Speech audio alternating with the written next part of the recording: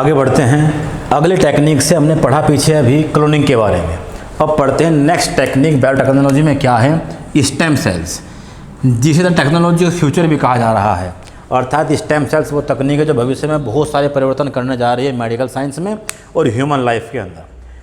तो बेसिकली सबसे पहले जेम्स इटिल और मैक्यूलोज ने कनाडा में 1960 में सबसे पहली बार स्टेम सेल्स की खोज की, यानी स्तंभ कोशिकाओं की सबसे पहली खोज 1960 में 1960 कनाडा में जेम्स इटिल और मैक्यूलोज नाम के व्यक्ति ने की। स्टेम सेल्स है क्या? सेल्स बेसिकली दो प्रकार की चीज़ें हैं। अगर मेरा कोई बाल टूटता है तो उसके स्थान पे नया बाल आएगा, तो बाल जहाँ से जाएगा वहाँ से बाल ही पैदा होगा। त्वचा की सेल्स मेरी गिरती है तो त्वचा की सेल्स ही वहाँ से उत्पन्न होगी। ऐसा नहीं त्वचा की सेल से आँख बन जाए, आँख की सेल त्वचा बन जाए। अर्थात प्रत्येक कोशिका पहले से मौजूद कोशिका से ही उत्पन्न होती है। Every cell originate by the existing cell. तो ऐसी सभी सेल क्या कहलाती हैं? All this kinds of cell are known as normal cell. कि बाल झड़ा, एक कोशिका गई तो एक कोशिका ही आई, नॉर्मल सेल। स्किन की, हेयर की, एटसेट्रा, जितनी भी सेल हैं, लीवर की, आंतों की। लेकिन कुछ कोशिकाएं ऐसी होती हैं जिनमें बहुत बड़ी संभावनाएं होती हैं, जिसमें कुछ भी बन सकता है। फॉर एग्जाम्पल, हम सबका जन्म हुआ है माता पिता के क्रोमोसोम्स या डीएनए से, और आधा आधा क्रोमोसोम दोनों से मिला है, और तब बना है यहाँ जाइगोट, युग्मनज। और इस जाइगोट के अंदर ये कैपेबिलिटीज़ हैं कि इस एक कोशिका से पूरा शरीर बनना है। तो जब किसी एक कोशिका से ही हमारा पूरा शरीर बना हुआ है, एक कोशिका जो किसकी थी, हाफ क्रोमोसोम्स यहाँ से और हाफ क्रोमोसोम्स यहाँ से, जब इस एक कोशिका से अब सब बना है, हमारी आंतें, लीवर, बाल, हार्ट, हर चीज़ बनी है बॉडी की, तो इसे कहते हैं मास्टर सेल। तो इस प्रकार की सेल जो कुछ भी बना सकती हों, it can generate every organ of the body is known as master cell. तो सेल दो प्रकार की हैं, एक सामान्य सेल जिनकी कार्यविधि केवल अपने तक सीमित होती है, और ऐसी जो किसी भी रूप में परिवर्तित हो सकती हों, जो कितने ही प्रकार की नई चीज़ें बना सकती हों, उन्हें कहते हैं मास्टर सेल। तो स्टेम सेल चीज़ें मास्टर सेल, स्टेम सेल्स एक मास्टर सेल है जिसकी विशेषता क्या है, which has the specialities develop in special cell, develop through special cell, यानी इससे विशेष कोशिकाओं का निर्माण हो सकता है। अगर आज से 50 साल बाद किसी के जीवन में बाल गिर जाए तो शायद दोबारा बाल ना आए, और इस प्रकार की बाल्डनेस या गंजापन एक बहुत बड़ी विकृति और एक मानसिक समस्या पैदा कर दे उसके जीवन में। तो इसका उपयोग करके स्टेम सेल्स का जब बचपन में बाल बने थे, अगर हम इस बात को, इस प्रक्रिया को समझ जाएं तो हम फिर से ऐसे ही बाल उगा सकते हैं। अर्थात इससे विशेष कोशिकाओं का निर्माण हो सकता है। It has the capability of reproduction, ये रिप्रोडक्शन की एबिलिटी रखती है। अगर 50 साल बाद किसी का लीवर ख़राब हो जाए, किसी का हार्ट फंक्शनिंग अच्छे से ना करे, किडनी ठीक से काम ना करे, तो मेरे डीएनए का और मेरे ब्लड ग्रुप का दूसरा व्यक्ति ज़िंदगी में कोई भी नहीं है। अर्थात हमारा डीएनए यूनिक है। तो अब ऐसे ही सेम अंग हम दोबारा कैसे डेवलप करें और कैसे अपने आप को ट्रीट करें, तो कुछ सेल में ऐसी कैपेबिलिटीज़ हैं जो ऐसे क्षतिग्रस्त अंगों को क्या कर सकती हैं, या तो उनकी मरम्मत कर सकती हैं या उन्हें ठीक कर सकती हैं कम्प्लीटली। तो इसमें 3 बड़ी विशेषताएं हैं। इससे बन सकती हैं स्पेशल सेल्स, ये कर सकती हैं अपनी रेप्लिकेशन, कि हमने कोई स्टेम सेल्स यहीं प्लांट कर दी, उसने अपनी रेप्लिका बनाई और हमारी समस्या का हल कर दिया। क्या कर सकती हैं ये, हमारे टूटे फूटे अंगों की या किसी अन्य की मरम्मत और क्षतिपूर्ति। अब यह मुख्यतः 2 प्रकार की होती हैं। कैसे कि कुछ कोशिकाएं जब जन्म के साथ बनी तो XY और XX मेल फीमेल के मिलने से बनी, और जब वो एक जाइगोट बना तो पहले 24 घंटे तक ओवरीज से जब एग जाएगा फैलोपियन ट्यूब में, तो फैलोपियन ट्यूब के अंदर इसमें स्पर्म और एग मिलने के पश्चात पहले 24 घंटे तक कोई सेल डिवीज़न नहीं होगा, और उसके बाद सेल डिवीज़न शुरू होगा। तो जाइगोट 4 की संख्या में टूटता जाएगा, 4, 8 ऐसे करके। तो अब पहले 4 दिन तक इसका नाम है एम्ब्रोनिक स्टेम सेल्स। एम्ब्रोई यानी जाइगोट के बाद क्या बन रहा है, एम्ब्रियो, टिल 4 days, यानी भ्रूणीय स्तंभ कोशिकाएं, भ्रूणीय स्तंभ कोशिकाएं या एम्ब्रियोनिक स्टेम सेल्स, इसमें इतनी संभावना है कि इससे बॉडी का हर अंग बनाया जा सकता है। It can generate every organ और टिश्यू ऑफ द बॉडी। तो इसीलिए नाम क्या दे दिया गया है, totipotent stem cells. Totipotent, total क्षमता है इसके अंतर्गत। और इसके बाद क्षमताएं घटती जा रही हैं, क्षमताएं डे पर डे घटती जा रही है। और इसके पश्चात जैसे ही कोशिकाओं ने अपना रूप लेना शुरू कर दिया, पहले 3 माह तक गर्भ के अंदर सेल डिवीजन, इन कोशिकाओं का विभाजन लगातार चलता रहता है और 3 महीने बाद गर्भ में अंग बनने शुरू होते हैं। और हमारे जो स्ट्रक्चर है आप जानते होंगे, इस प्रकार की, जैसा उल्टा नो है, इस प्रकार की स्ट्रक्चर गर्भ में होती है और हमारे अंग आहिस्ता आहिस्ता विकास करते जाते हैं। तो उसके बाद कोशिकाओं की क्षमता कम होती जाती है कि अब जिस कोशिका से, स्टेम सेल से क्या बन चुका है, हाथ, तो उससे अब हाथ ही बनेगा। तो ये क्षमताएं पहले 100% थी, टोटीपोटेंट स्टेम सेल्स, और उसके बाद 3 नाम इनके होते हैं, pluripotent stem cell, pluripotent stem cells, multipotent stem cells और यूनिपोटेंट स्टेम सेल्स। प्लूरी, अब भी संभावनाएं काफ़ी सारी हैं अलग अलग सामान बनाने की। मल्टी, अब भी इससे कई प्रकार के सामान बन सकते हैं, अलग अलग सेल्स वगैरह। यूनिपोटेंट, केवल एक प्रकार की सेल ही बना सकती हैं। तो 2 प्रकार की हैं उम्र के अनुसार, एक एम्ब्रियो वाली 4 दिन तक एम्ब्रियोनिक स्टेम सेल्स, और उसके पश्चात एडल्ट स्टेम सेल्स। ये फुल संभावना रखती हैं। टोटीपोटेंट स्टेम सेल्स, और इनकी संभावना कैसी होती हैं, कुछ कम इनकी अपेक्षा। इनके ऊपर तो बड़ी मात्रा में बैन लगाया हुआ है कि एम्ब्रियोनिक स्टेम सेल्स की जो रिसर्च है वो अक्रॉस द वर्ल्ड बैन है। भारत में कुछ मात्रा में इसमें अनुमति है। ठीक, अब यहाँ पर क्या चल रहा है वो देखते हैं आगे अभी, कि जो टाइप्स हैं एम्ब्रियोनिक स्टेम सेल्स के, अब ये क्या कर रही हैं और कैसे इनका यूज हो रहा है आज की मेडिकल साइंस या अन्य में। ये आप भी जानते हो गर्मी बहुत ज़्यादा है, तो उसमें कहीं ना कहीं थोड़ी असुविधा होती है। उससे वीडियो में कोई कमी रह जाए तो हम माफ़ी चाहते हैं। प्रयास कर रहे हैं काफ़ी अच्छा बनाने की वैसे अपनी ओर से। हमने जाना कि स्टेम सेल्स एक स्पेशल प्रकार की सेल है, मास्टर सेल, जो विभिन्न प्रकार की कोशिकाओं को उत्पन्न कर सकती है, उनकी मरम्मत कर सकती है, अपनी बहुत बड़ी मात्रा में रिप्रोडक्शन कर सकती है। और ये मुख्यतः 2 प्रकार की है। एम्ब्रियोनिक स्टेम सेल्स, अर्थात जो भ्रूण में केवल 4 दिन तक के भ्रूण में मिलती हैं, और इसमें सभी प्रकार की कोशिकाओं के उत्पन्न करने की क्षमता होती है। टोटीपोटेंट स्टेम सेल्स, इसे S1 भी कहते हैं, S1।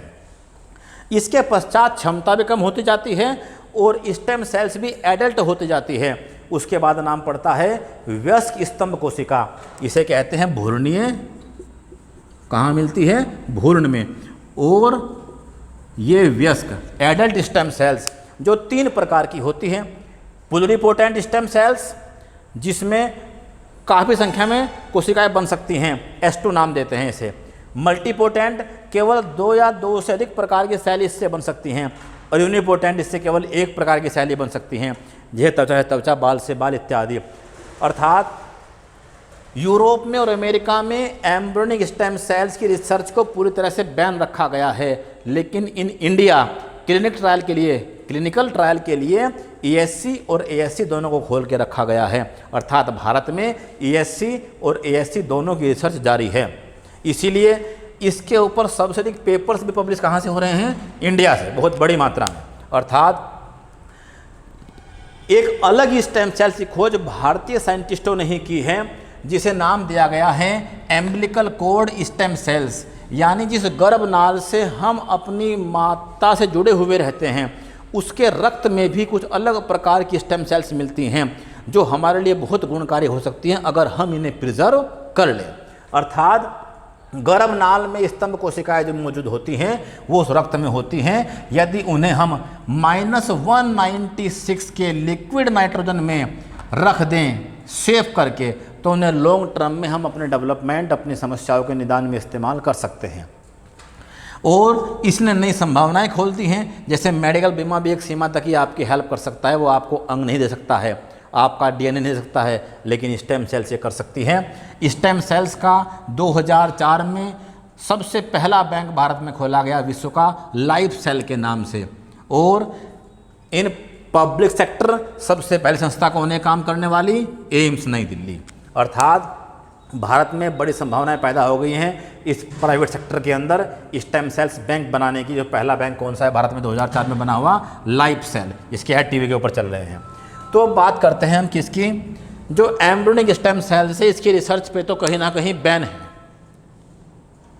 एम्ब्रियोनिक स्टेम सेल की रिसर्च पे कहीं ना कहीं बैन है, यूरोप एंड अमेरिका दोनों में। इंडिया में इसकी जो क्लिनिकल रिसर्च है, चिकित्सीय अनुसंधान, उसकी अनुमति है, दोनों की ही। तो इसकी बात की केवल 4 दिन तक के ही भ्रूण में मिलती है और इसमें संपूर्ण क्षमताएं विद्यमान होती है। जो एएससी है, एएससी ये 3 प्रकार की है एडल्ट स्टेम सेल्स। पहला पीएससी जिसे एस2 कहते हैं, प्लुरिपोटेंट स्टेम सेल्स। ये क्या है? 5 दिन के भ्रूण से, यानी 5 दिन के भ्रूण के पश्चात से 12 सप्ताह तक इन्हें प्राप्त कर सकते हैं। और 2006 में एक बड़ा विशेष प्रयोग किया। किसने? एक साइंटिस्ट हैं जापान के, सानिया यामानाका। उन्होंने कहा, सानिया यामानाका, उन्होंने एक तकनीक डेवलप की IPSC, induced pluripotent stem cells, induced pluripotent stem cells. अर्थात यदि आप और हम सामान्य व्यक्तियों ने अपनी स्टेम सेल्स कहीं प्रिजर्व ही नहीं कराई है ना, हमारे टाइम पे सुविधा से 30 साल पहले थी, तो अब हम क्या कर सकते हैं? अब हमारा तो स्टेम सेल्स 2 प्रकार की हैं। एक भ्रूण से मिलती है केवल 4 दिन तक के भ्रूण से, 4 डेज एम्ब्रियो से। उसकी रिसर्च पे बैन है बड़े स्तर पे, लेकिन भारत में इसे भी अनुमति दी गई है। एएससी 4 दिन के पश्चात हम बात कर रहे हैं किसकी? प्लुरिपोटेंट स्टेम सेल्स की। ये 5 दिन से लेके 12 सप्ताह तक के भ्रूण से प्राप्त कर सकते हैं। और यदि कोई व्यक्ति अपनी स्टेम सेल्स को कहीं प्रिजर्व नहीं करा पाया है, जो सुविधा से 30 साल पहले नहीं थी, तो वो भी अपना इलाज कैसे कराए उन असाध्य बीमारियों से जिनकी चिकित्सा में स्टेम सेल्स का बहुत बड़ा योगदान है। तो उसके लिए 2006 में जापानी साइंटिस्ट सानिया यामानाका ने एक नई तकनीक डेवलप की है, IPSC, induced pluripotent stem cells. और 2012 में इसके लिए उन्हें नोबेल प्राइज़ दिया गया है मेडिसिन का। और क्या है ये? 2020 तक इसका चिकित्सा में उपयोग होना शुरू हो जाएगा। बिना स्टेम सेल संरक्षित किए हुए ही आप स्टेम सेल चिकित्सा का उपयोग कर पाएंगे और वो सेवाएं ले पाएंगे। किसी भी सेल को स्टेम सेल्स में कन्वर्ट करने की क्षमता इस तकनीक के माध्यम से आप जाएगी, जो पहले क्लिनिकल ट्रायल के माध्यम से थी और अब पब्लिकली यूज होनी शुरू हो जाएगी शायद 2020-22 के आसपास तक। तो अब पीएससी वो सेल हैं जिससे बड़ी मात्रा में विभिन्न प्रकार की सेल बन सकती हैं और हम बहुत सारे असाध्य रोगों का इलाज कर सकते हैं। इसके बहुत सारे लाभ हैं, जैसे इससे रक्त संबंधी विकार दूर हो सकते हैं। जितने हमारे ब्लड संबंधी डिजीज़ हैं, एनीमिया हो, ब्लड कैंसर्स हो, थैलीसीमिया हो, खून का ना बनना आदि हो, जितने भी हमारे डैमेज टिश्यू हैं उनका ट्रीटमेंट बड़े आराम से हम इससे कर सकते हैं। अर्थात जो क्षतिग्रस्त हमारे ऊतक हैं उनका ऐसे हो सकता है इलाज। अर्थात नेत्रहीन व्यक्तियों को नेत्रदान में और उनकी नेत्र को कामयाब करने में एक बहुत बड़ा योगदान दे सकती है स्टेम सेल्स।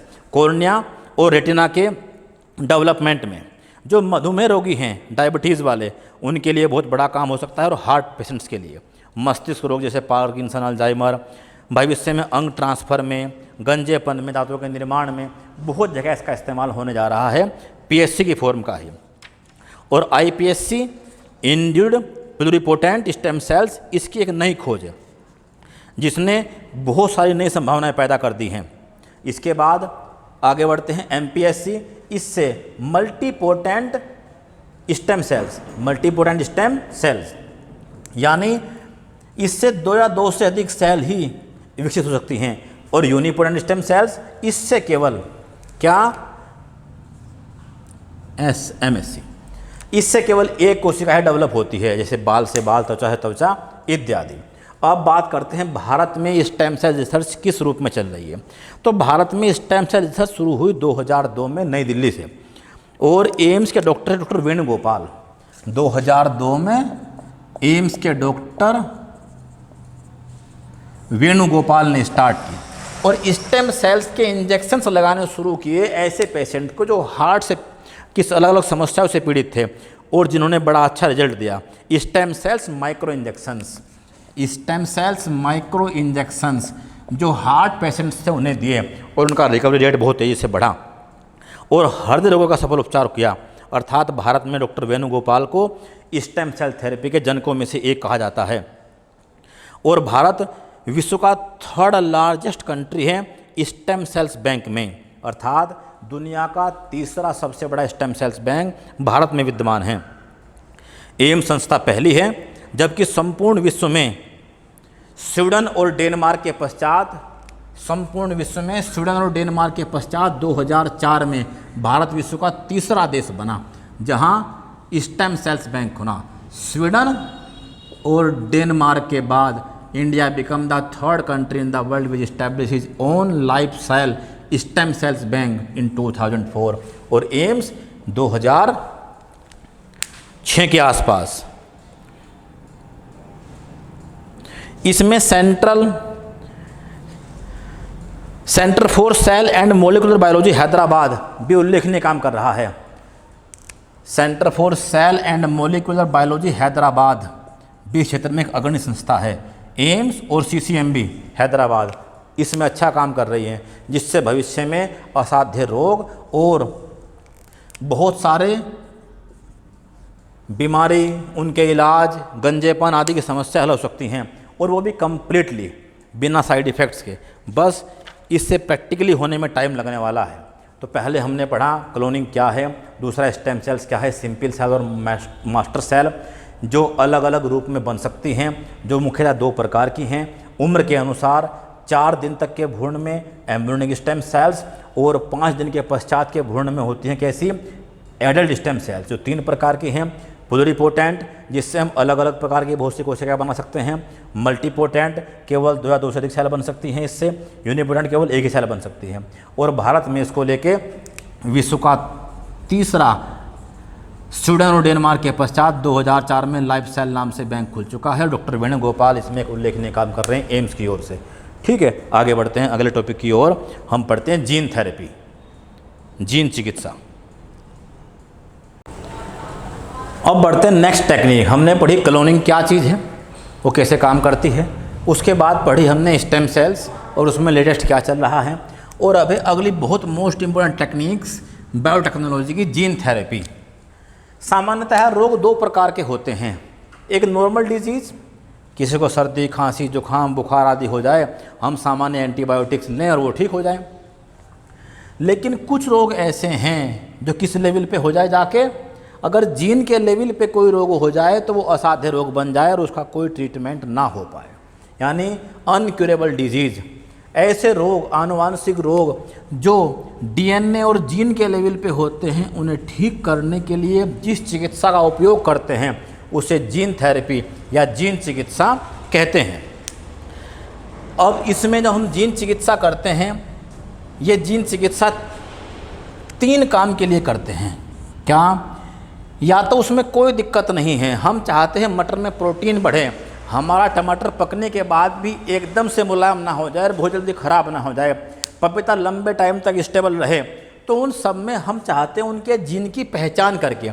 हमने कुछ समय पहले पढ़ा था जीन के बारे में 2 ही बात चेक करनी है, position and function of A gene. तो पहले पता करते हैं वो जीन कहाँ है, किस पार्ट में है। जैसे डीएनए तो पूरी बॉडी में है, लेकिन हमारे पेनक्रिया अग्नाशयज के अंदर क्या है, इंसुलिन निकालने वाला एक जीन, तो पहले उसकी पोजीशन पता करें फिर काम पता करें। तो हर जीन के बारे में 2 बातें पता करनी है, पोजीशन और फंक्शन। उसके बाद उसमें कोई दिक्कत नहीं है, हम चाहते हैं कि हमारे गाय के दूध में और कैल्शियम आए, हमारे पशुओं के अंदर ये क्वालिटी बढ़ जाए अधिक भार उठाने की, तो हम चाहते हैं जीन एनहेंसमेंट करना। ठीक। दूसरा, कोई दिक्कत आ जाए किसी में, कोई बीमारी आ जाए, उसे क्योर करना हो, अल्जाइमर की, पार्किंसन की, एटसेट्रा की, तो रिपेयर करें उसकी। और रिपेयर ही ना हो सकता हो तो पूरा जीन ही ट्रांसप्लांट कर दें। तो इस प्रकार से हम करते हैं क्या, इन 3 गतिविधियों के माध्यम से जीन थेरेपी। तो सामान्य रोग सामान्य चिकित्सा से हो सकते हैं, ठीक, लेकिन आनुवांशिक रोग आनुवांशिक चिकित्सा से ही करने पड़ते हैं, ठीक। और उस तकनीक का नाम है जीन थेरेपी। जो जीन एनहेंसमेंट अर्थात जीन संवर्धन, जीन मरम्मत और जीन परिवर्तन के रूप में की जाती है। लेकिन इसके सामने बहुत सारी चुनौतियां हैं, बहुत सारी चुनौतियां हैं। क्या चुनौतियां हैं? कि 6000 प्रकार के जो रोग हैं उनका इलाज लगभग जीन थेरेपी से हो सकता है। लेकिन चुनौती क्या है? चुनौती पहली तो ये चुनौती है कि जीन की सटीक जानकारी का अभाव है। जैसे अगर जीन की हमें 100% सटीक जानकारी होती तो हम कोरोना वायरस और हर चीज़ की मेडिसिन बड़ी जल्दी बना लेते। तो जीन अपने आप को लगातार बदलता रहता है, वो करता रहता है म्यूटेट, इसमें आते रहते हैं चेंज, वायरस मिलने से या किसी अन्य कारणों से। तो जीन की जो सटीक जानकारी है उसका अभाव रहता है। दूसरा, जो जीन हमने चेंज किया है, चुनौती से पहले जरा 2 मिनट देखें एक बार। टाइप्स 2 हैं जीन के। क्या? एक तो हम करेंगे सोमैटिक जीन थेरेपी और एक जर्मलाइन जीन थेरेपी। क्या? कि हम 3 काम करना चाहते हैं जीन के साथ ऑन जीन लेवल। हमारा डीएनए, क्रोमोसोम्स और जीन या तो एनहेंसमेंट करेंगे या मरम्मत करेंगे या उसे बदल ही देंगे, ट्रांसप्लांट कर देंगे। तो इसे कहते हैं सोमैटिक जीन थेरेपी। जो देहिक कोशिका हैं कि मेरे बालों में दिक्कत है तो मैं बालों के उस डीएनए और जीन को खोज के लाऊं जो ये काम कर रहा है, बालों गिरने का खोज के लाऊं, इंसुलिन को, हार्ट की चीज़ों को, तो उसे कहते हैं सोमैटिक जीन थेरेपी। हम देख रहे थे जीन चिकित्सा, जो जेनेटिक डिसऑर्डर्स हैं, थैलीसीमिया हैं, कलर ब्लाइंडनेस है, इस प्रकार के रोग की चिकित्सा जीन के लेवल पे हो सकती है और चिकित्सा का नाम है जीन थेरेपी, जो 3 ऑब्जेक्टिव के तहत की जाती है। जिन में कोई दिक्कत नहीं है, हम चाहते हैं उसे एनहेंस करना और क्वालिटी बढ़ाना, उसकी संवर्धन, उसमें कोई दिक्कत है मरम्मत करना, अर्थात क्या, हमारा जीन सही से काम नहीं कर रहा है, हम चाहते हैं टायर को और मजबूत करना। जीन फॉर एग्जांपल हमारा टायर है, उसे और मजबूत कर ले, उसमें और क्वालिटी बढ़ा दे, उसका एंडोरेंस, उसकी लाइफ स्पैन सब बढ़ा दे। उसमें पंचर हो गया है, वो पंचर अपना ठीक कर लें। और तीसरी बात क्या है, वो बिल्कुल ही ख़राब हो गया है, अब उसे बदलना ही पड़ेगा, तो हम क्या करते हैं, जीन को ट्रांसप्लांट। अर्थात ये 2 प्रकार से होता है। कैसे? देहिक जीन चिकित्सा, सोमैटिक जीन थेरेपी, जिसमें क्या करते हैं, जीन का एनहेंस, रिपेयर और ट्रांसप्लांट। दूसरा क्या होता है, यदि हमारा जन्म हुआ है XY XX क्रोमोसोम्स, माता पिता नर मादा के मिलने से, तो अगर हम यहाँ जाते हैं इस लेवल पे, यानी एम्ब्रियो अर्थात भ्रूण के लेवल पर जाकर हम अपनी जीन विकृतियों को ठीक करने का प्रयास करें, यानी जितने भी हमारे जेनेटिक डिसऑर्डर्स हैं अगर हम उसे एम्ब्रियोनिक लेवल पर ही ठीक करने का प्रयास करें तो उसे कहते हैं germline gene therapy. Germline gene therapy यानी भ्रूण के स्तर पर ही हम अपनी जीन विकृतियाँ या जेनेटिक डिसऑर्डर्स को ठीक करने का प्रयास करें। अब इन सब के सामने कुछ चुनौतियाँ हैं। हमने कहा कि 6000 प्रकार के रोग का निदान हो सकता है इस जीन थेरेपी के माध्यम से, लेकिन चुनौती नंबर 1 क्या है? चुनौती जीन की सटीक जानकारी का अभाव है। दूसरा, जो सोमैटिक जीन थेरेपी है इसकी सफलता की दर बहुत कम है, यानी it has extreme low success rate, somatic gene therapy. दूसरा, अगर मैंने अपने अंदर कोई जीन ट्रांसप्लांट करा लिया है तो अब वो भविष्य में क्या रूप लेगा, वो जब मेरे डीएनए से इंटरेक्ट करेगा तो वो उसके बाद आउट ऑफ कंट्रोल ना हो जाए और मेरी बॉडी में अनावश्यक परिवर्तन या चेंजेज ना कर दे, यानी जीन के आउट ऑफ कंट्रोल होने का जो खतरा है वो बढ़ सकता है, यानी अनकंट्रोल्ड बिहेवियर ऑफ जीन। दूसरा, एक और चुनौती है, ये बहुत ही हाई टेक्नोलॉजी मैटर है और ये चीज़ आम चिकित्सा उपकरणों के माध्यम से आम चिकित्सीय दुकानों पे उपलब्ध नहीं हो सकती है। इसके लिए high tech quality hospitals, doctors की आवश्यकता पड़ेगी, यानी एक कॉस्टली मेडिसिन हो सकती है। दूसरा, इन जीनों की पहचान करना कि किस जीन में त्रुटि है। दूसरा, इनके ऊपर आने वाला खर्च और इनका इंफ्रास्ट्रक्चर अभी संपूर्ण विश्व में बहुत कम मात्रा में उपलब्ध है। दूसरा, इनका किसी दूसरे जीव में जाने पर क्या प्रभाव पड़ेगा, इसके लिए अभी रिसर्च बहुत कम हो पाई है। कि मुझे दिक्कत थी, मैंने अपना जीन ट्रांसप्लांट करा लिया, लेकिन जब मेरी संतान पैदा हुई तो वो ट्रांसप्लांट होने वाला जीन उसमें कैसे बिहेव करेगा, तो ये सब अभी क्या है, अनुसंधान के विषय हैं। इससे अलग अलग प्रकार के ऊतक और अंग बन सकते हैं, लेकिन उनके कार्य और बिहेवियर समस्या पैदा कर सकते हैं। तो अभी ये सब कुछ रिसर्च का मामला है, कुछ क्षेत्रों में रिसर्च सकारात्मक रही है जिसके अच्छे परिणाम मिल रहे हैं और लिमिटेड वे में ही हम आगे बढ़ रहे हैं। तो चुनौतियों का सामना कर रहे हैं दुनिया भर के साइंटिस्ट और लगातार लगे हुए हैं जीन थेरेपी में। दुनिया भर में जीन थेरेपी का सबसे पहला परीक्षण किया, the first experiment of gene therapy by French Anderson, US scientist, on bubble boy syndrome disease patient in which auto destroy the immune system. यानी जीन थेरेपी का प्रथम परीक्षण एक अमेरिकी वैज्ञानिक फ्रेंच एंडरसन ने किया बबल बॉय सिंड्रोम रोग के रोगी के ऊपर, जिसमें इम्यून सिस्टम अपने आप ही डैमेज हो जाता है और व्यक्ति मर जाता है, और उसमें सफलता उन्हें मिली ठीक करने में। और जीन थेरेपी और भारत के बारे में अगर बात करें तो भारत सरकार विश्व में तीसरे स्थान पे है इंडिया इस जीन चिकित्सा में, और संपूर्ण विश्व में 10वें स्थान पे है। यानी यहाँ इसकी प्रगति बहुत तेज हो रही है और भारत सरकार ने इसे रेगुलेट करने के लिए 2014 में इसे नियंत्रित करने के लिए डिपार्टमेंट ऑफ बायोटेक्नोलॉजी की स्थापना की है, which is the regulatory body of biotechnology sector. और भारत में किसी भी जीन थेरेपी को अगर करना है तो इससे परमिशन लेनी पड़ेगी ICMR से। ऐसे नहीं किसी ने हमारे ऊपर प्रयोग कर लिया वुहान की तरह और वो वायरस या जीन क्या हो जाए आउट ऑफ कंट्रोल और पूरे विश्व में कोई पेंडेमिक पैदा कर दे महामारी। तो उससे पहले क्या है, इसी प्रकार की भी जीन चिकित्सा होगी तो उससे पहले Indian council for medical research, भारतीय चिकित्सा अनुसंधान परिषद नई दिल्ली से अनुमति लेनी पड़ेगी। दूसरा, अब जीन की चिकित्सा कर रहे हैं, जीन की पहले पहचान तो कर लें कि हमारी बॉडी में DNA तो एक है, लेकिन ये DNA अलग अलग प्रकार से एक बहुत बड़ा गुणसूत्र है जो हर कोशिका में विद्यमान है। अब इसकी जो फंक्शनल यूनिट है तो वो बहुत सारी है। लीवर सैकड़ों प्रकार का काम करता है, किडनी बहुत सारे दूसरे काम करती है, हार्ट बहुत सारे काम करता है। तो मानव की बॉडी में 25 से 30 हज़ार के आसपास जीन पाए जाते हैं। अब इनके बारे में दो ही बातें हमने पहले सीखी हैं। क्या? एक तो हमें इनकी पोजीशन पता करनी है, ये जीन कौन कौन सा कहाँ है, और दूसरा इनके फंक्शन क्या है। तो इसके लिए एक प्रोजेक्ट स्टार्ट हुआ है, human genome project. Human genome project America में, और 1990 में डॉक्टर जेम्स वाटसन ने ये प्रोजेक्ट शुरू किया और 1990 एक US प्रोजेक्ट था जिसमें नेशनल इंस्टीट्यूट ऑफ हेल्थ ने ये प्रोग्राम स्टार्ट किया विद द एनर्जी डिपार्टमेंट, ऊर्जा विभाग के साथ मिलके, जिसका उद्देश्य ये था कि ह्यूमन जीनोम जो मानव का जीनोम है उसकी स्टडी की जाए और इसके आंकड़े सुपर कंप्यूटर में इस्टेब्लिश किए जाए, जिससे जो असाध्य रोग संपूर्ण विश्व में हैं उनका निदान हो सके। और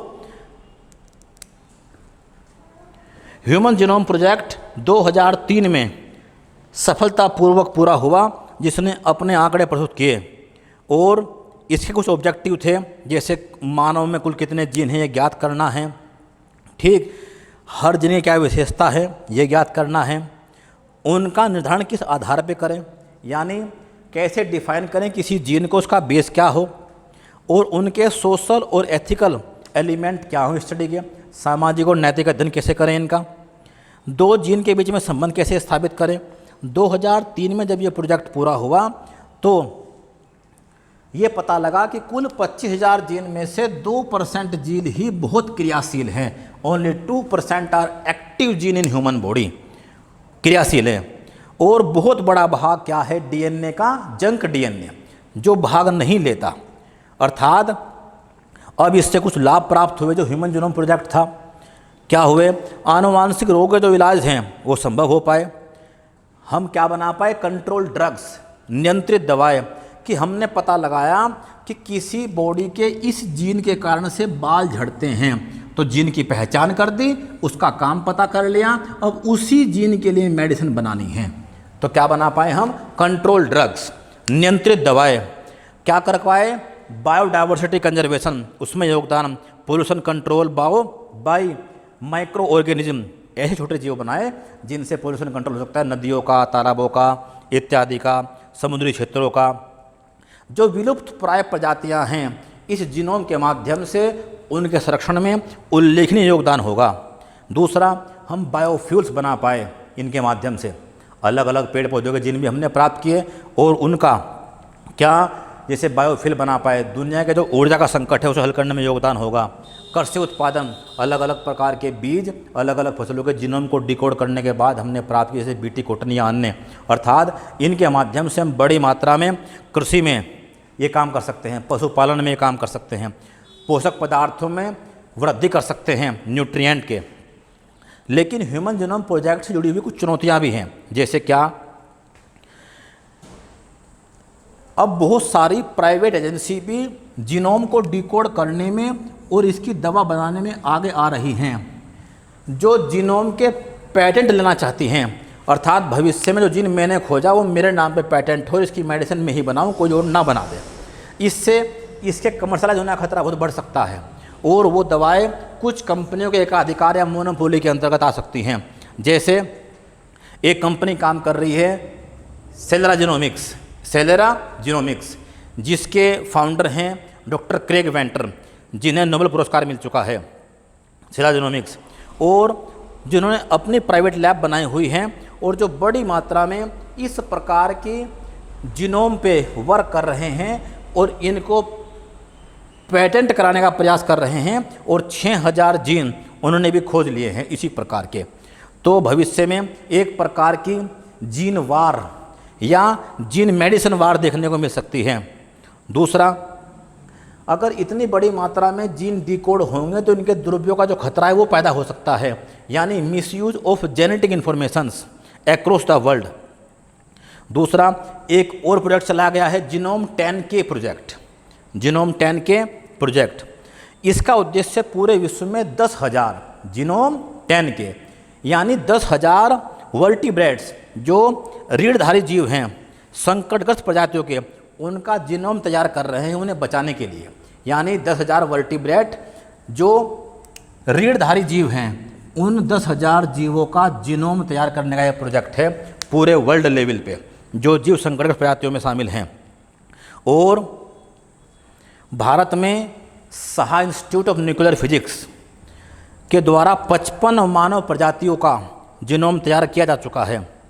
इसके साथ ही अलग अलग जगह भी इसका उपयोग किया जा रहा है। तो सिंपली जीन थेरेपी वो थेरेपी है जो जेनेटिक डिसऑर्डर को दूर करती है, दो प्रकार से करती है, सोमैटिक लेवल पे यानी जीन के लेवल पे जाके जब ये काम करते हैं हम, और दूसरा जब भ्रूण या एम्ब्रियो के लेवल पे ही हम ये काम करते हैं। भारत विश्व में 10वें स्थान पे है, एशिया में 3रे स्थान पे है, और डिपार्टमेंट ऑफ बायोटेक्नोलॉजी इसकी रेगुलेटरी बॉडी है। और जीन थेरेपी भारत में करने से पहले ICMR की अनुमति आवश्यक है।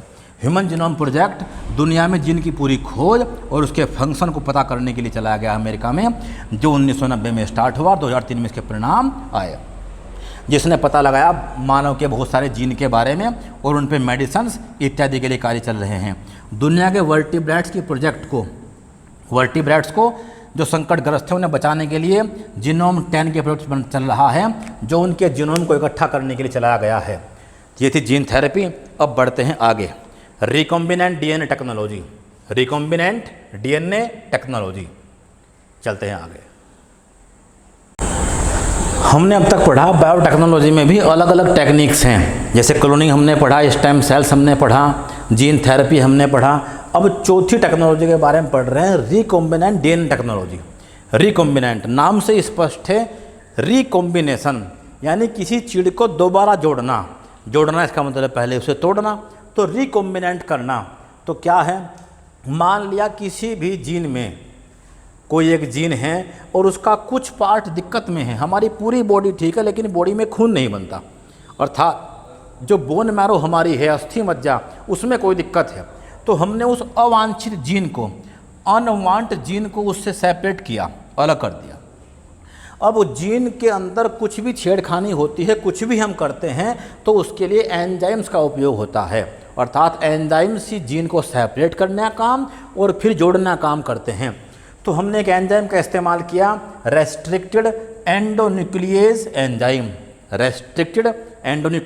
एंजाइम, जो जीन को ब्रेक करता है उस पार्ट से जहाँ से हम चाहते हैं उस अनवांटेड जीन को यहाँ से दूर करना, फॉर रिपेयर एट्सेट्रा के लिए।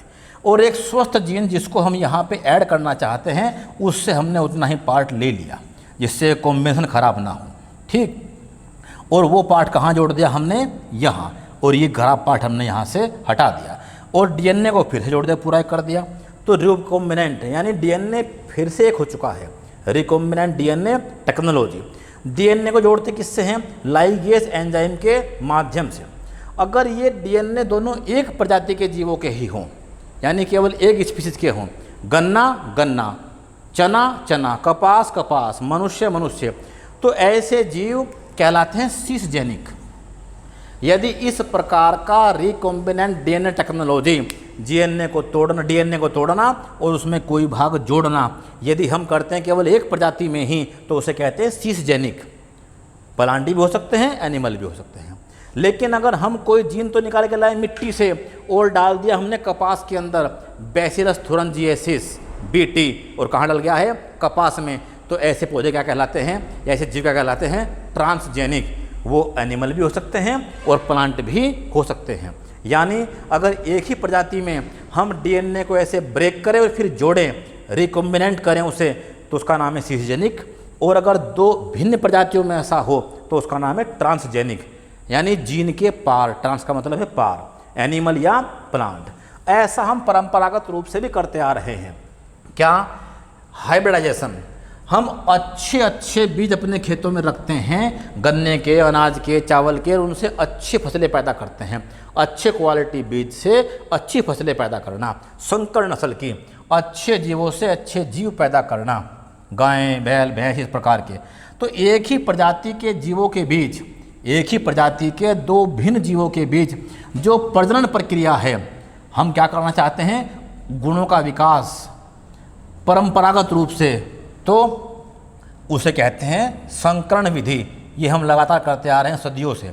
ये आनुवांशिक गुणों के सुधार की एक परंपरागत तकनीक है, traditional method to enhance genetic traits और स्पेशलिटीज़।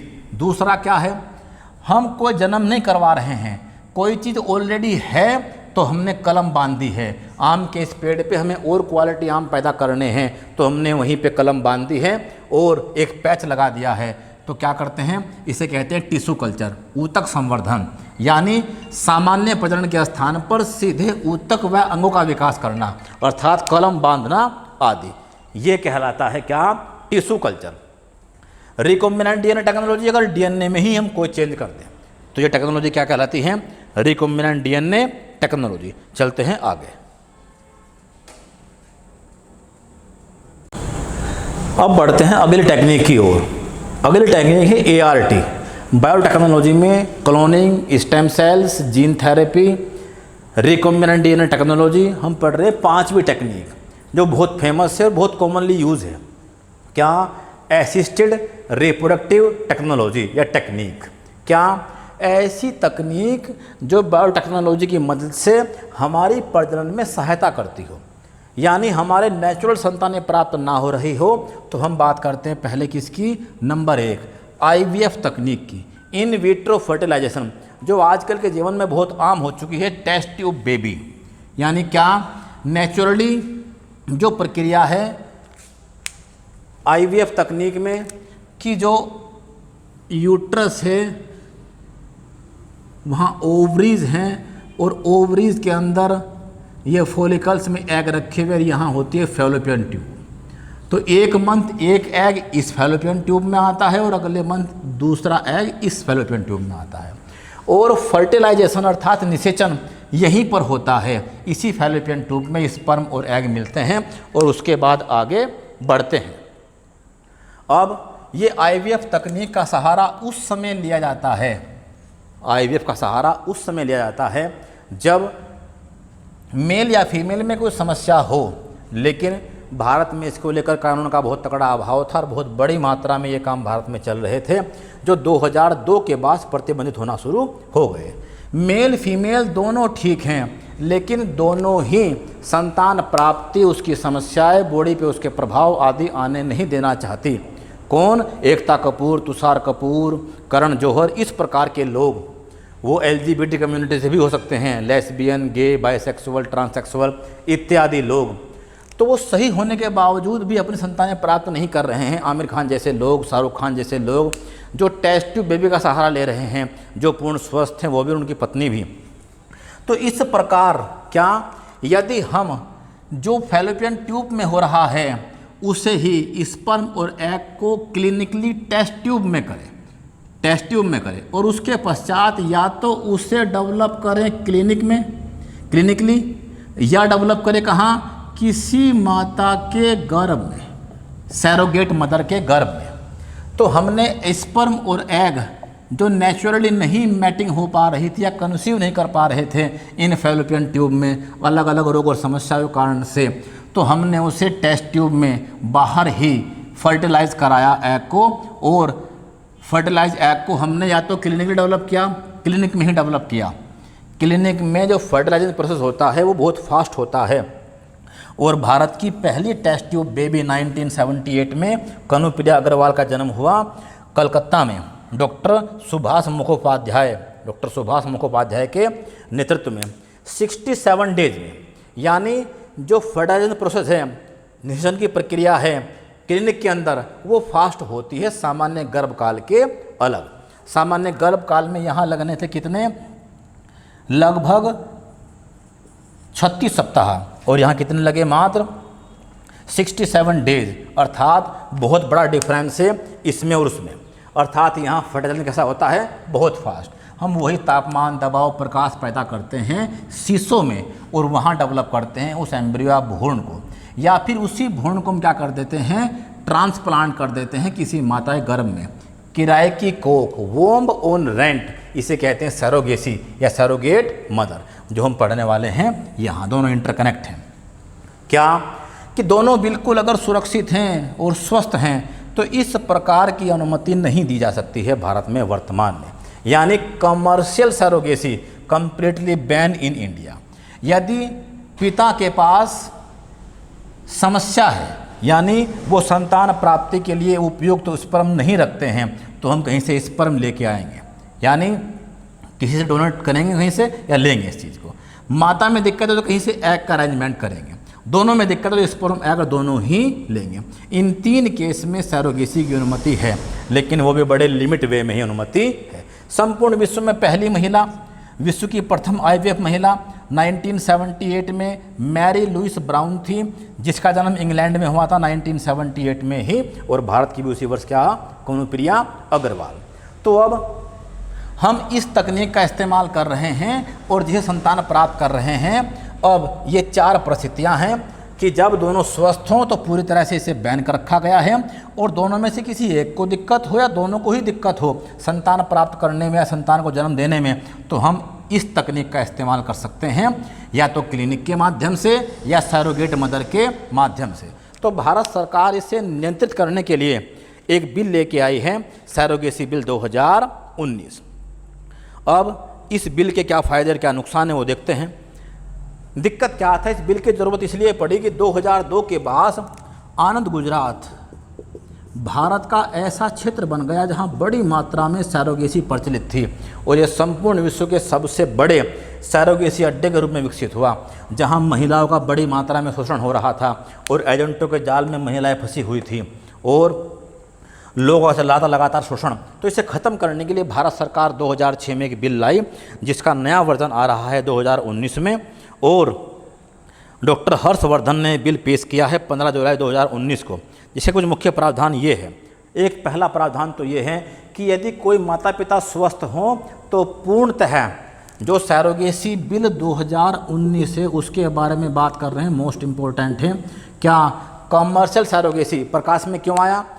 चूँकि आमिर खान ने संतान प्राप्त की ऐसे ही, शाहरुख खान ने संतान प्राप्त की ऐसे ही, तुषार कपूर ने, एकता कपूर ने, अर्थात क्या कुछ लोग करण जौहर आदि जो या तो शादी नहीं कर रहे हैं या स्वस्थ हैं उसके बावजूद भी बच्चे पैदा करवा रहे हैं, क्या सैरोगेट मदर से, किराई कोख आदि के माध्यम से। तो इस व्यापार और बाजार को नियंत्रित करने की आवश्यकता है। इसीलिए जो कमर्शियल सैरोगेसी है, व्यावसायिक सैरोगेसी, अगर माता पिता स्वस्थ हैं तो भारत में इसे पूर्णतः प्रतिबंधित कर दिया गया है। दूसरा, सैरोगेसी में किसी प्रकार के धन के लेन देन को प्रतिबंध लगा दिया गया है, यानी इसमें कोई पैसे का लेन देन नहीं होगा कि मैं पैसे लेकर ये काम करूँ। सेकेंडली क्या होगा कि इसके लिए कुछ अनुमति आवश्यक होगी, जो एक सैरोगेसी बोर्ड बनेगा वो ये अनुमति देगा। और ऐसे दंपति जो मातृत्व या पितृत्व सुख चाहते हैं, यानी जो फादरहुड और मदरहुड का सुख चाहते हैं वो इसका उपयोग कर सकते हैं यदि उन दोनों में ही समस्या हो। क्या? एक सैरोगेसी बोर्ड से प्रमाण पत्र प्राप्त करने के पश्चात। और सैरोगेसी अलाउ होगी कब? अपने केवल ब्लड रिलेशंस वाले लोगों के बीच में ही। यानी अगर आपको सैरोगेट मदर चाहिए तो अपना रक्त संबंधी लोग ही आपको सैरोगेट मदर के रूप में अपनी सेवा दे सकते हैं।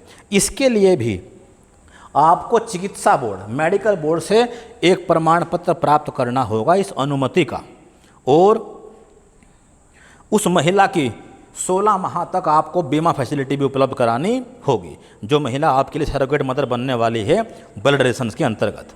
दूसरा, कोई भारत का दंपति इस सुविधा का उपयोग, इस टेक्निक का उपयोग तभी कर सकता है जब उसकी शादी को 5 वर्ष हो गए हों।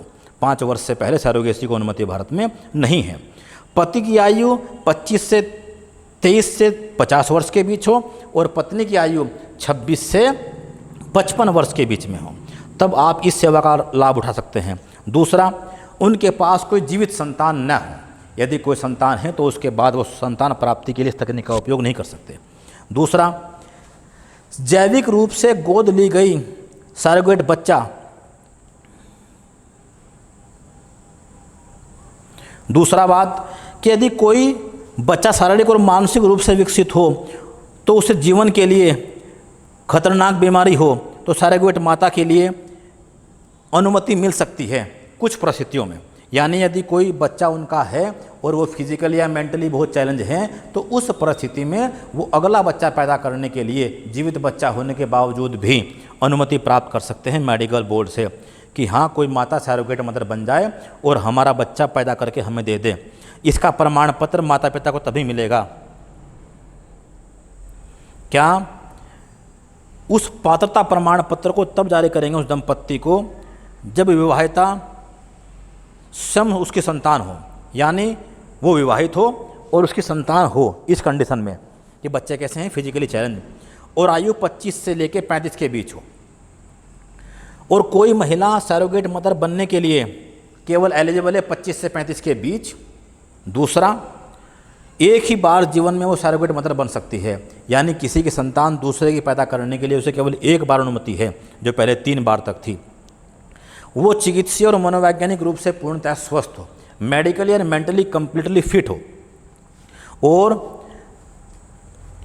केंद्र व राज्य भी इस बिल को 3 महीने के अंदर लागू कर दे। क्लियर?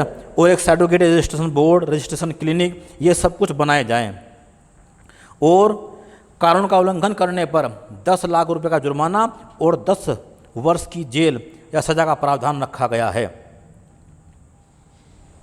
सैरोगेट माता के जीवन को यदि संकट पड़ जाए बच्चे के जन्म संबंधित, तो वो अबॉर्शन या गर्भपात करा सकती है, इसकी अनुमति इसमें दी गई है। अपरिहार्य कारणों में यदि उसके जीवन को खतरा पैदा हो जाए तो NRI, कुंवारे व्यक्ति, LGBT सरोगेसी या KRI का उपयोग नहीं कर सकते। करण जौहर आदि जिन्होंने ये काम किया। ठीक। तीसरी बात पढ़ते हैं 3 पेरेंट बेबी। एम्ब्रियो ट्रांसफ़र क्या होता है कि हम भ्रूण को ट्रांसफ़र करते कहीं और, अब वो क्लिनिक में करें या सैरोगेट माता के कोख में करें। अगली बात है 3 पेरेंट इन विट्रो फर्टिलाइजेशन। क्या होता है कभी कभी कि नेचुरल प्रक्रिया में हमने किसी तकनीक के माध्यम से कोई एम्ब्रियो डेवलप किया स्पर्म लेकर XX XY से। अब जब हमने एक नया चीज़ डेवलप की इस तकनीक से, इन विट्रो फर्टिलाइजेशन तकनीक से, जो फर्टिलाइजेशन नेचुरल प्रकार से नहीं हो पा रहा था उसे हमने क्लिनिक में किया और उस भ्रूण को हमने स्थापित कर दिया। लेकिन जहाँ स्थापित किया है उस माता के अंदर समस्या क्या है, DNA का जो कुछ पार्ट है वो माइटोकॉन्ड्रिया में भी होता है। The some parts of DNA are also in mitochondria. तो अब जो mDNA होता है माइटोकॉन्ड्रियल DNA, माइटोकॉन्ड्रिया अगर किसी का रोग ग्रसित हो तो हमें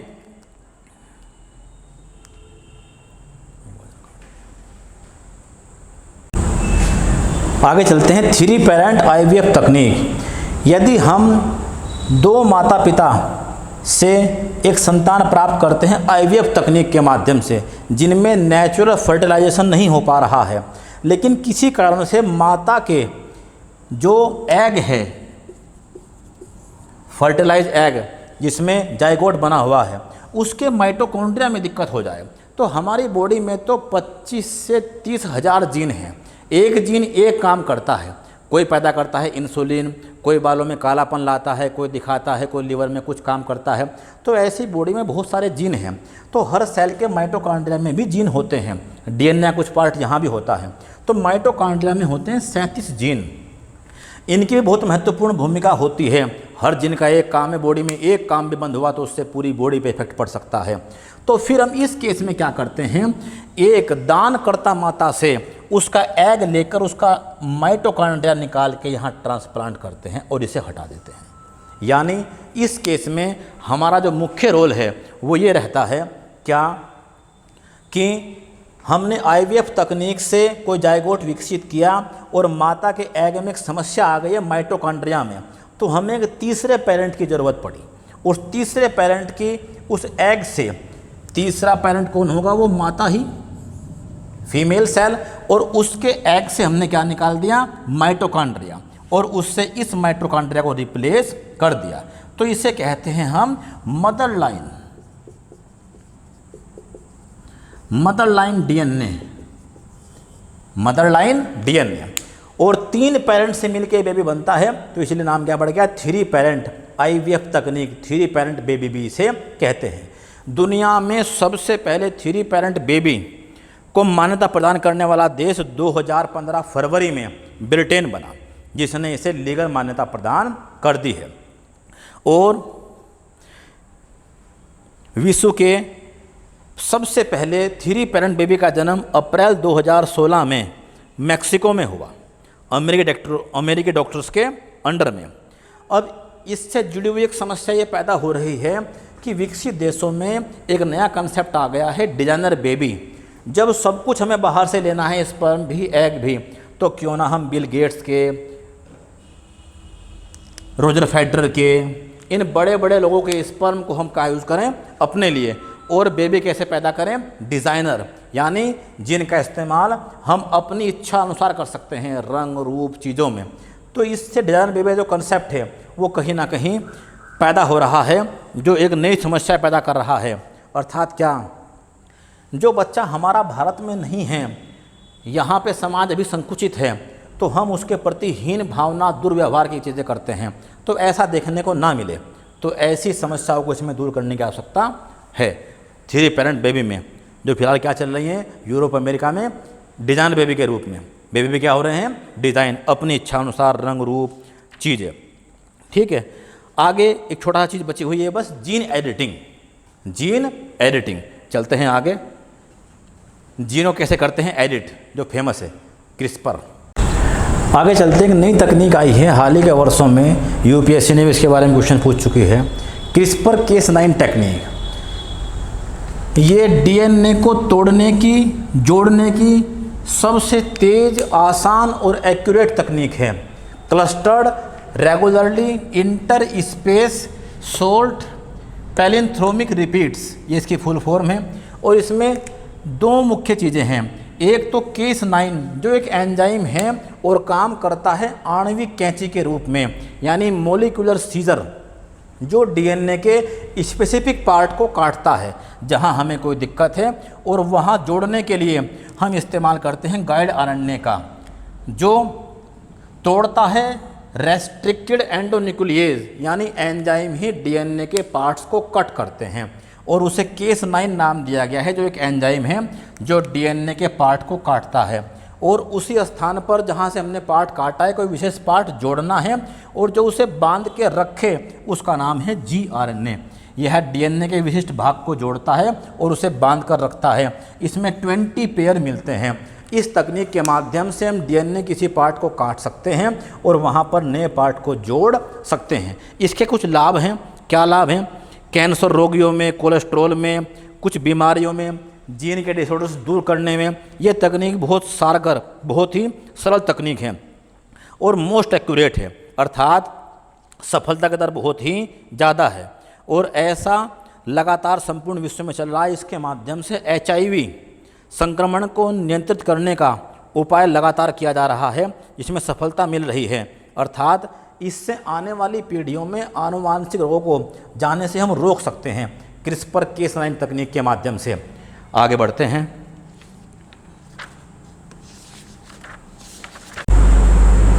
जैसे कुछ तकनीकें थी, उसमें अंतिम तकनीक बची हुई है। एक तो हमने जाना DNA के पार्ट को हम कैसे काटें और फिर उसे जोड़ें। Cas9 से हम काटते हैं और गाइड RNA से उसे हम स्पेसिफिक पार्ट पे ही जोड़ते हैं जो उसे बांध के रखता है। इसी प्रकार से कुछ RNA तकनीक है जो बड़ी फेमस है। क्या? RNAi और RNA-A। RNA ribose nucleic acid interference हस्तक्षेप ये काम करता है RNA के उस प्रकारों के ऊपर जो होते हैं डबल स्टैंडर्ड, यानी दोहरी कुंडलित संरचना वाले RNA के ऊपर काम करता है RNAi टेक्निक। ये एक जीन साइलेंसिंग तकनीक है, यानी साइलेंस का मतलब है चुप कर देना। जीन अपना काम करेगा तो उस जीन के काम को चुप कर देना या उस काम को बंद करवा देना, यानी ये एक जीन साइलेंसिंग तकनीक है जिसका उद्देश्य है कि RNA के माध्यम से जो टारगेट सेल्स हैं उनमें प्रोटीन सिंथेसिस को रोका जाए। जैसे कैंसर में किसी सेल के अंदर लगातार प्रोटीन जा रहा है और सेल आउट ऑफ कंट्रोल हो गई है, तो उसे रोकें। कैसे? RNAi टेक्निक के माध्यम से उसकी प्रोटीन संश्लेषण की प्रक्रिया को ख़त्म कर दें और वो सेल ऑटोमेटिक ख़त्म होती चले जाए और जीन अपना फंक्शन बंद वहाँ कर दे। अर्थात RNAi टेक्निक है जो डबल स्टैंडर्ड के RNA पे काम करती है। एक जीन साइलेंसिंग तकनीक है, जीन को साइलेंट करती है, उसके फंक्शन को रोकती है और टारगेट कोशिकाओं में, लक्षित कोशिकाओं में जो प्रोटीन संश्लेषण है उसको रोकती है, यानी stop the protein synthesis in targeted cell via RNA। RNA-A एक एंटी सेंस है, हमने ये बात पढ़ी थी। किसी भी RNA पे अगर पॉजिटिव हो तो उसे सेंस बोलते हैं और नेगेटिव हो तो उसे एंटी सेंस बोलते हैं। तो RNA-A एक ऐसी तकनीक है बिल्कुल सेम जीन साइलेंसिंग की। ये वर्क करती है बस किसके ऊपर? सिंगल स्टैंडर्ड ऑफ RNA के ऊपर। और ये भी क्या करती है? लक्षित कोशिकाओं में प्रोटीन संश्लेषण को रोकती है। It also stop the protein synthesis in targeted cells via gene silencing. तो ये कुछ टेक्निक थी, हमने हिस्ट्री पढ़ी, टेक्नोलॉजी पढ़ी इसकी। अब हम इसके कुछ नोट्स आपको डायरेक्टली ज्ञान आय के फेसबुक पेज पे, बहुत सारी इनकी पिक्चर्स ताकि आप इनको अच्छे से समझ सकें, वो हम इसको अपलोड कर रहे हैं इसके साथ ही। और नोट्स आपके ग्रुप में ही पहुंच जाएंगे। और ज्ञान आय के जो फेसबुक पेज है क्या पहुँचने वाले हैं कि अब यूजेज ऑफ बायोटेक्नोलॉजी क्या है इन एग्रीकल्चर, इन सीड्स में, इन फर्टिलाइजर्स में, इन पेस्टिसाइड्स में, एटमॉस्फेयर में अर्थात पर्यावरण आदि के अंदर क्या यूज है, इन विभिन्न क्षेत्रों में क्या इस्तेमाल है। अगर मैं कोई बुक सजेस्ट करूं तो इसके लिए मैकग्रा हिल की बुक है जो बेस्ट है, आप उसे पढ़ सकते हैं बेसिक इन्फॉर्मेशन के लिए कि कुछ क्षेत्रों में हाल ही में क्या चेंज किए गए हैं बायोटेक्नोलॉजी के अंतर्गत। बुक के राइटर हैं पी अग्रहरि, उनकी वो बुक है, वो UPSC के लिए एनफ है, साइंस टेक के लिए। टेक्नोलॉजी, इसकी बेसिक बातें, कोरोना वायरस, वो सब मैंने बता दिए हैं। आगे बढ़ते हैं और आने वाली वीडियो में हम नए टॉपिक्स लेंगे। आशा है हमने प्रयास किया, कोई कमी रह जाए तो सभी को सुझावों का स्वागत है। मोस्ट वेलकम और बहुत सारी शुभकामनाएं, बहुत सारा प्यार आपको। चलते हैं आगे।